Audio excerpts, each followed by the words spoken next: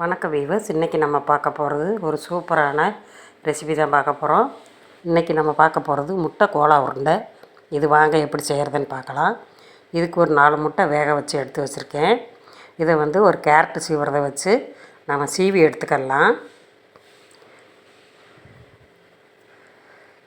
இந்த மாதிரி துருவி எடுத்துட்டு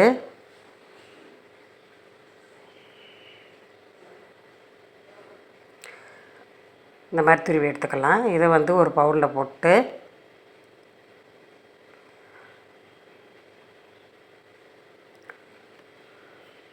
இதுக்கு தேவையானது 1 கப்பு பச்சரிசி மாவு, 1/2 கப்பு கார்ன்ஃப்ளவர் மாவு, கருவேப்பிலை கொத்தமல்லி தழை 1/2 கப்பு, பெரிய வெங்காயம் பொடி பொடியாக கட் பண்ணது 1 கப்பு, ஒரு 3 பச்சை மிளகா பொடியாக கட் பண்ணது, ஒரு 1/2 கப்பு கடலை மாவு சேர்த்துக்கலாம். காரத்துக்கு 1 ஸ்பூனு மிளகாத்தூள் சேர்த்துக்கலாம். இப்போ இதில் ஒரு முட்டையை உடச்சி ஊற்றி நல்லா அடித்து எடுத்துக்கிட்டு அதையும் ஊற்றிடுவோம். 1/4 டீஸ்பூன் பெருங்காயத்தூள் சேர்த்துக்கலாம். தேவையான அளவு உப்பு சேர்த்து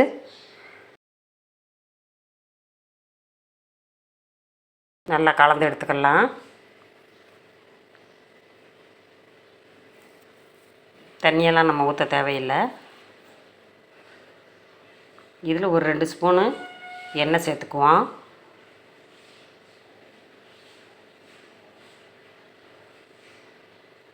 இப்போ நம்ம ஏதோ ஒரு பொடி உருண்டையாக உருட்டி வச்சிடலாம்.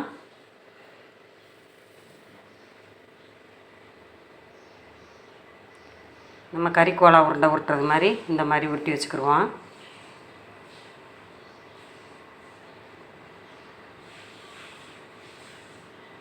இந்த மாதிரி உருட்டி எடுத்துக்கிட்டு இப்போ நான் எண்ணெய் காய வச்சுருக்கிறேன். எண்ணெய் நல்லா காஞ்சிருச்சு. எண்ணெய் நல்லா காஞ்ச உடனே நம்ம இதை எடுத்து போட்டுருவோம்.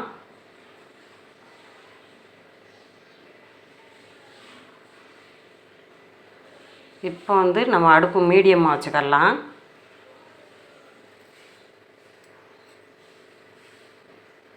இதை 2-3 தடவை நல்லா இப்படி கிளறி விட்டுருங்க.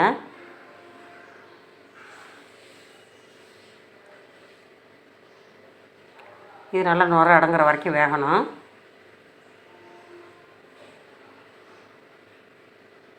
பாருங்கள், நல்லா உடையாமல் வந்திருக்கு பாருங்கள் கோலா உருண்டை.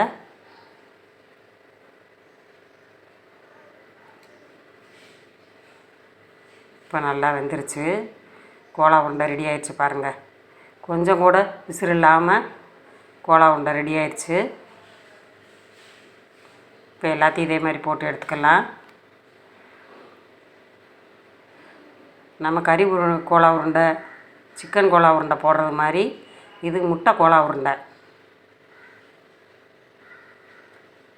இது நம்ம சாதத்துக்கு நம்ம வச்சு சாப்பிட்டுக்கலாம். நம்ம கறி குழம்பு, சிக்கன் குழம்பு வைக்கும்போது கெஸ்ட்டு வந்திருந்தாங்கன்னா இந்த மாதிரி முட்டை கோலா உருண்டை போட்டு நம்ம வச்சோம்னா நல்லா டேஸ்டியாக இருக்கும்.